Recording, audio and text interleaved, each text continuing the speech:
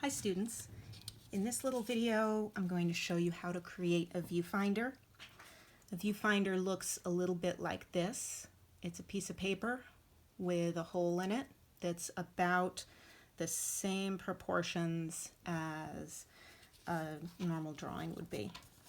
You use the viewfinder to look through and see what it is you're going to see. And then you make drawings that look a little bit like this. So I used the viewfinder to find various compositions on my still life and drew them. So let's make a viewfinder out of a little piece of scrap paper. So here's my little piece of scrap paper, and I don't need my viewfinder to be enormous. I'm going to just have some scissors and cut off part of my paper.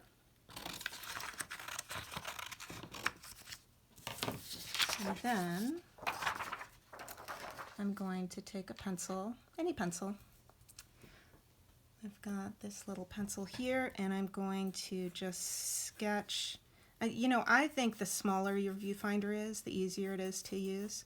So I'm going to sketch a box that is about the same size as, the same proportion as a regular drawing would be. And then I'm going to cut it out. So the way I do this is I just make a little crease. If you have an X-Acto knife, you can use that X-Acto knife, but for me, I'm going to use scissors because I think most people have scissors at home. So I'm just cutting out basically on the line that I've made, but not exactly.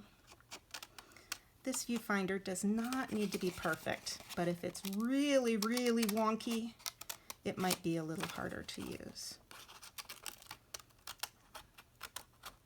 Okay, so feel free to back up,